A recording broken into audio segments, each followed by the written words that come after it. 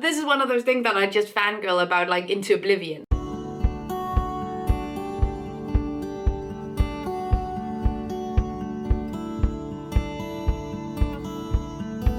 Hello everybody and welcome back to my channel. My name is Gita Marie and I talk usually about sustainability, impact analysis, and how we as consumers can make better decisions and how we can gain an overview of what's sustainable and what isn't and what that even means. People have assumed that I am very minimalistic in my approach to decorating, style, etc. And that is the furthest from the case. Some poor soul out there suggested that I did an art tour, and I've actually seen this request pop up every now and again. And I've been quite hesitant to do this, both because I don't want this to come off the wrong way, but also because this video is just gonna be long. I have collected art since I was about 12 years old. I come from a family that is very art enthusiastic. My mom has been an artist for the past 25 years. She has a 25th anniversary as a self-employed artist this year. Congrats, Mom. And I grew up in galleries and museums, so this is a really big part of who I am, aside from sustainability, or perhaps even you could say integrated into it. But maximalism and surrounding myself with beautiful things has always been a priority. I love creating a space that feels innately me and something that is just deeply personal. Great reminder that sustainability is not an aesthetic, so you can be maximalist, minimalist, you can be anything you want and acquire these things in a more sustainable or conscious way. It's a method. So this video is just gonna be me going through every room of my house. I'm gonna talk about the art on the walls, the sculptures that are there as well, and I'll try to shout out the artist in the process as well. And if there's someone I'm forgetting, I'll put them in the description down below. Just let it be known, a lot of the stuff is vintage, thrifted. And this is not a video for everyone, I'm very well aware. It's a video for some people. If you're not one of those people, that's okay too. I'm just gonna share my vibe. Let's go through every room of this house. You asked for this. Let's get started. Let's start in the smallest guest room. This is one of the rooms that we more recently decorated. The room is quite small, so I think we leaned into that a little bit with the very red and dark frames. And I think it works really well. There is more decorating that needs to happen in here, but overall, this is a great place to start. This is a sketch my mom made in 1987, which I absolutely love. There is another one of them, and it's somewhere else in this house. I really love this. It used to hang in my grandmother's home, and when she passed away, I got it, and I love it. Right next to it is some of her newer pieces. Newer, it's still like 15 years old, this thing, but I absolutely love the framing here. I have 3 of these, and they used to hang side by side, and I've sort of divided them up. And I love how the edges are very raw, and the rest of the framing is very light and elegant. I think that's a really cool contrast. And I love this a bit. It's a spaceship and honeybees. Then there's a picture my partner took himself, which I think is a really cool personal touch. I got this at an auction. It's by the Danish artist Husk mit navn, which means remember my name. If you live in Denmark, you have probably seen something along these lines somewhere. This is a lithography print. There's 100 of these, right? Yeah. And this is number 89, very cool. I got this at an auction like 3 years ago. If you've been on this channel before I moved into this house, you know that I used to live in an apartment where the bathroom was dedicated to nude art of any kind. And I've sort of taken that idea and just remade it in this house. So the guest bath, which is not really a bath, more so like a little toilet, has been painted green. It was the color I was vibing with, and it matches the door handles, which are made of glass, perfectly. I think that's really fun. It doesn't have to be so boring. Okay, and we took all the nude art and once again put it into the little bathroom. So there is a Tom of Finland poster from the 80s, which I got at, I think I actually got that from a website that sells LGBTQ plus art. I'll link it down below, and they have some original posters from the 80s from his exhibitions, which I think is really fun. Now I have to censor quite a fair bit in this bathroom just so this video doesn't get taken down, because some of these images are quite graphic. I love when people see this bathroom for the first time, because there's always just this reaction, this state of shock, this very, oh. I would love to tell you who made these prints, but I just don't know. I got them in a little folder, so I had them framed myself, and I got them like 10-15 years ago. I was very young when I got them, and I can't decipher the signatures, so I am none the wiser. I have no idea who made these, but they are just so absolutely fun. And then I have 2 ceramic rose petals on my walls, and I have this idea, you can probably see where we're going with this, but I want it all covered in art. So it's gonna go all the way around the door frame, which I think will be really fun. This little one, the white one, I made myself in a ceramic shop, and I have something else that I made a few weeks ago that I haven't gotten yet, but it's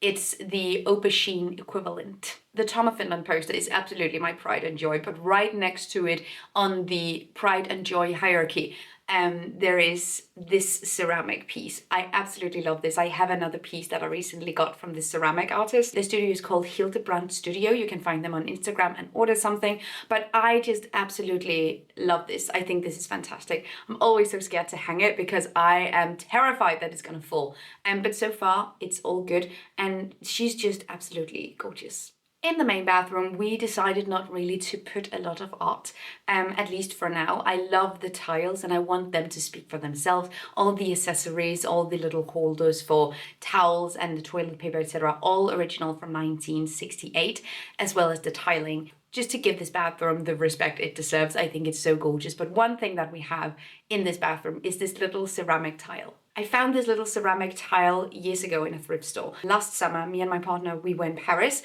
and we see a little houseboat on the Seine, and they have this exact tile in the window. And now I'm wondering how many tiles are actually out there, because that's just fun. Anyway, I got it in a thrift store and I love to know that there is more to the story. I think that's really fun, even if I don't know it yet. Let me take you guys through the basement, because this is a very recent development. I think it adds so much whimsy and it's an underestimated area to decorate. So let me take you guys through what we're going on here. So the big piece in the middle, the first thing you see basically, this white canvas with the round circles on it, is actually the previous owner's artwork. And we were discussing whether to take it down or whether to put it somewhere else. I think it's nice that she left something for us. It's not something I would typically pick out. It's very minimalistic and very conceptual in that regard, almost like a brutalistic perspective, which is not really my vibe, but I think it adds to the heritage of the house that she has added her own touch on it as well. So I think we're just gonna leave it there as an homage to the previous owner. And right underneath it is a secondhand print from Edvard Munch, iconic Norwegian artist, and I got this on Facebook Marketplace for a steal. This entire wall is all my mum's artwork, and I have the privilege of decorating every single square meter of wall space with her art if I wanted to. Other than that, and you're gonna see this throughout the decorating style as well, I like to find small ceramic pieces that can fit in between the frames. So it's not all homogeneous, it's not all the same sizes or like hung the same way. I love to add spaces in between and fill those spaces out with small decorating pieces. I do the same with my tattoos. So we're just taking that exact style and translating it onto the wall. So we have this little thing, I found this in a thrift store. We have this little ceramic fish, which is from a store in Copenhagen. I think it's called Ohio. They sell Japanese interior and design, a lot of it vintage as well. I don't think this is though. This poster is signed by the artist. I got this as a gift when I was 13, 14 years old. And this is a photograph of a specific statue made by Bertil Thorvaldsen, very famous Danish sculptor, and he's made this Jesus statue that has been replicated throughout the entire world. I did a big project on him when I was at uni. I think I might be the biggest or youngest fan of this specific sculpture in the country. I don't know. And this is our soon-to-be wine cellar. There's still some work to be done here, but we've thrifted some pieces here and there. This poster is a gift from a previous partner. I still absolutely love this print. I think it's so much fun, and it's about 100 years old. Do I have thoughts on putting it in the basement? Yes, so I'm actually monitoring it pretty closely. If there's moisture in the air and if it starts to bend or get ruined in some way, we will restore it, take it out of the basement. So I'm keeping a close eye on the situation. And then I thrifted this little oil painting of a monk having a beer. There's also this little ad from the 80s for a Danish beer, which obviously fits perfectly within this cellar. There's not a lot of space in our main entryway for art at this point. So I just have this mirror, which I obviously use to look at my face before I leave the house. It's from my grandmother's house and it belonged to my uncle when he was a teenager. It's actually an advertisement for Lee Cooper, which makes jeans, I assume. And I have a few of these. There was a time in sort of Danish advertising history where you would make mirrors and use those to advertise, I think in store displays, etc. And I have two of these. I also have one in the kitchen, which I will get back to. But I think this is so much fun. It belonged to my grandmother and my uncle. It has a lot of family history. And then my partner put a little I love you sticker on it. And I'm just never gonna remove that. And with that, we are going into all the rooms that have a fuck ton of art on it. So strap yourselves in. Let's talk about this print. It is a risograph. I got this from a gallery in London. It is by the Spanish artist El Maquet. I will link some resources down below. And it is also the front cover of the book Master and Margarita, which some of you guys told me I was unaware of this when I bought the piece.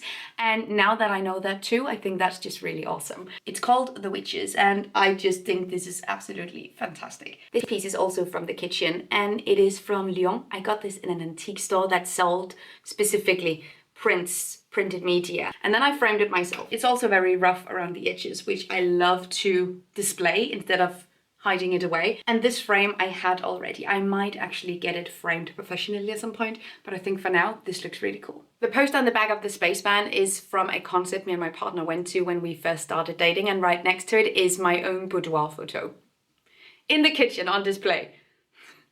Go off, girl. If there's anything I love, it's small pieces of art that can sort of create this mosaic on a wall. I've had this piece for quite some time. It's by the Swedish artist Ian Rust. It has a little gold trim, and if there's anything I absolutely love, it is irregularly shaped art. On this wall I have another thrifted piece. It's also a mirror. I absolutely love this. It's for kitchen workwear, and the colors are amazing. I think it's so much fun. This is one of the things that I got from my last apartment, and I think it's one of my favorite pieces, honestly. And then I have another piece from Hildebrand Studio, the one that made the flower petals as well, and it's a banana. If I see something like this at a crafts market, you know that I will get it. I got this at a Christmas market a few years ago.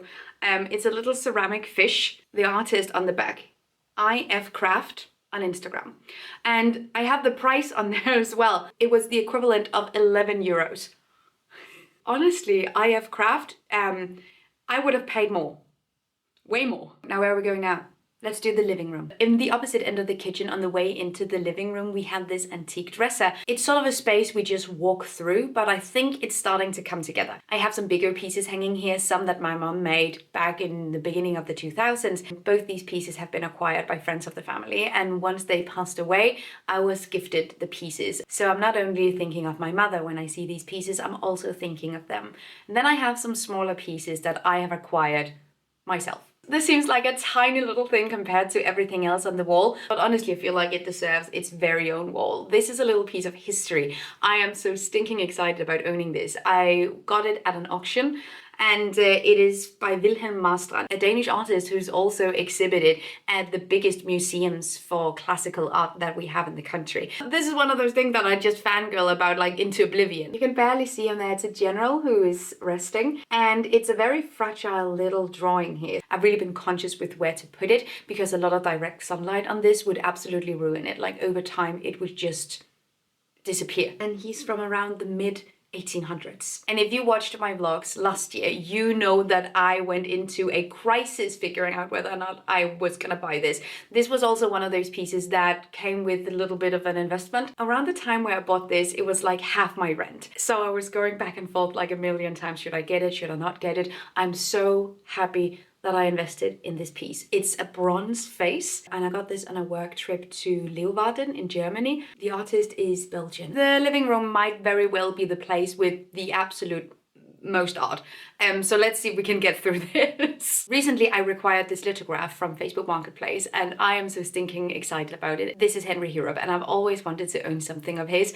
And when I saw this on Facebook Marketplace to a fraction of what they usually cost, I jumped on it. We have a piano, which was here when we moved in. Then I have one gallery wall behind the television, pieces of art that both I and my partner came with, has gotten each their own space in order to not make it too cluttered. So we have some heirloom pieces here, some pieces that my mom made, and this piece that my grandfather bought my grandmother when she was expecting my mother. Let's do a speed run through the gallery wall. This is a piece by Mario Duplantier, which you might know as the drummer from Gojira. Right underneath it, I have a little Mary and baby Jesus. Got this from an antique store. This ink card I painted myself, and right next to it is a print from Dea Trier-Mørk, who's been prominent as a feministic painter and activist. Have a Japanese fan? Little oil painting of the sea on a little boat, also thrift store. There's also a Gojira drumstick here. This acrylic painting was made by a friend of the family, and this is a textile piece that I thrifted a few years ago. My partner bought me this last December. It is from a Portuguese store here in Aalborg. Little snail print from a local artist as well. I will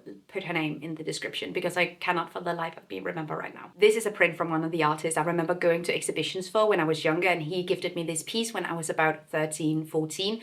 This is a portrait of my mother that was drawn by our neighbor when I was growing up. He was a sculptor working with stone, and he drew this picture of her. And I found this a few years ago. I had no idea it existed before then, and I instantly had it framed. This is a thrift find. It is a little plaque that you put next to livestock at markets, and I thought it was fun to hang that in a vegan home. Also thrifted this print, and honestly, finding unique pieces of art like this that is not, mass produced, but clearly is quality work, is one of my favorite things in the world. And when you go to thrift stores often enough, you will start to be able to spot the difference between something being mass printed, mass produced, and something actually being worth something, having value in that regard. Underneath it is a little tiny original painting from Sven Lidberg, who's a Swedish artist. The ceramic lizard, with all my heart, this is an heirloom. Being able to look at that every single day reminds me of her always. She's one of the ones that also encouraged my interest in literature and poetry and art.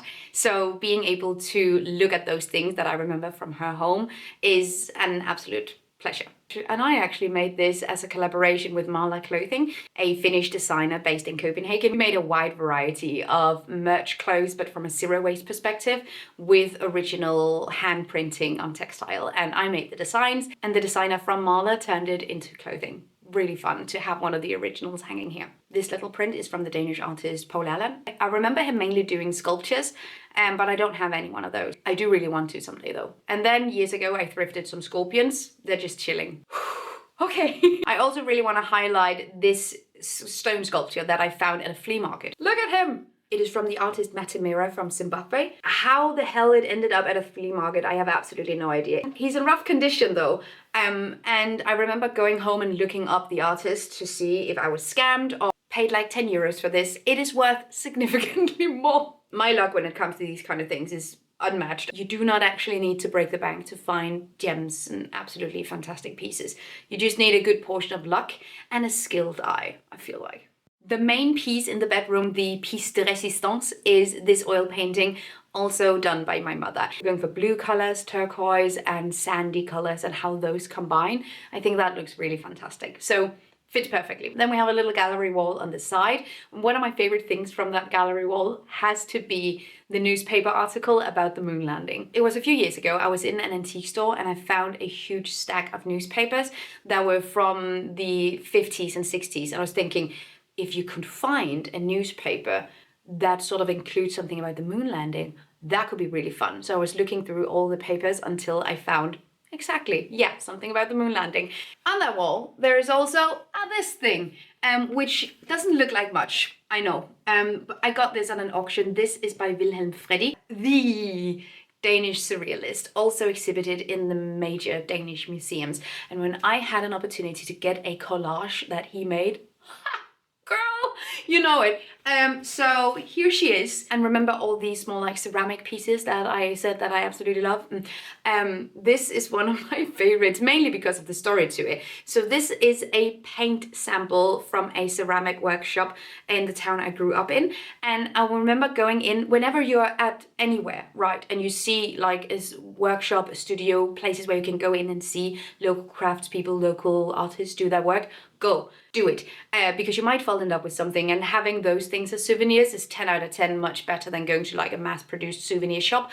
But sometimes you will find a small bowl where it says free, and you can pick up a paint sample from a local ceramic workshop without paying a dime for it. This is exactly what happened here. So we were walking around this ceramic shop and I see this box, like this bowl, full of these small paint samples on clay. And it just said, take one, it's free. Don't mind if I do.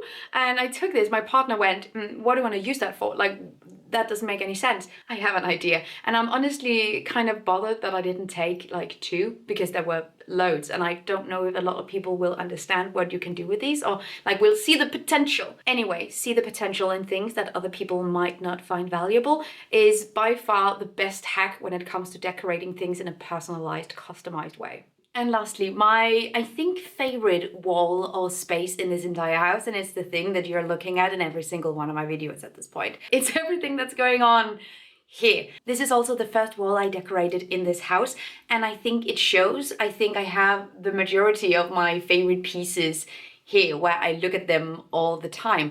And I had the widest selection of stuff when I started making this. So it feels to me, it feels like the most intentional one.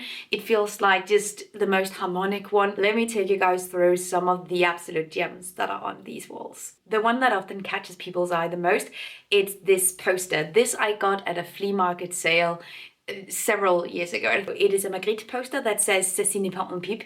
Iconic. And next to it, and it's a bother to get back up on the wall, so I'm not gonna take it down, but next to it is this little portrait. I got sent this as a digital print several years ago from a subscriber who painted that based on one of the pictures that I shared on social media. So it's me. And it's made by one of you guys. I think that is so cool. What else do we have? Oh yeah! This is a little lino cut print of a menstrual cup. I made this myself and I thrifted the frame and also painted on the frame. I also obviously have my YouTube play button on the wall. I found this ceramic fish at a secondhand store and my dad found one as well, so we got one each. No information on the artist, however. I have a few of these metal signs. I didn't steal them, but they were in the garage of my childhood home.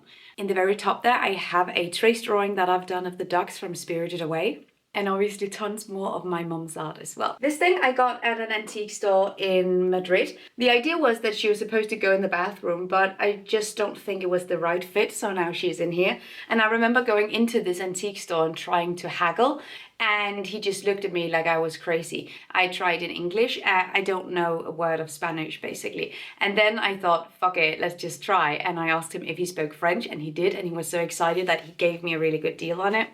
That's nice. This is a super special piece. It's a Victorian shadow box. And right now I'm keeping it together with a piece of tape. I need to fix that. This is a wedding veil. It's made with textile flowers and hair, human hair. And I need to find a way of repairing this because it's in very bad shape. This I painted during lockdown. Can you believe it? The big tiger I always get a lot of comments on, which I understand. I love him as well. He is from the Danish drawer, illustrator Anders Morgenthaler, who's also a very prominent figure within the Danish environmentalism movement or discourse. And I love the text, sex. Now that I got your attention, could you please stop fucking up the planet? I think that is absolutely phenomenal. This is an Etsy find, a user that takes classical pieces of art and integrates Pokemon into it. So much fun. I thrifted this piece of silk screen that has silk embroidery on it. I think it's so beautiful. And then I have a few things in my office that I haven't gotten around to hang yet, and I don't even know if I will. So at this point that you're standing up against the wall, it's old posters and advertisements from myself. They're from like way when I started doing lectures and public speaking. So I look so much different now, and I feel like it's very healthy to remember where you came from and like what you want to be. So this is sort of like a gentle reminder. And I think that is everything. Obviously gotten into more detail with some pieces than others. So if there's anything that you're curious about, let me know and I will try to answer you the best that I can. But that is my home. That is all my art. I have something leaning against my window here. This is from my grandmother's house. And it says my name on the back, which means that she wanted me to have this. It says, "Lord, help me to keep my big mouth shut until I know what I'm talking about." Which is honestly just so shady. Anyway, that is everything. Thank you so much for watching this video. If you have any questions, let me know. Which wall did you like the best? Do you have a favorite piece among these? Let me know.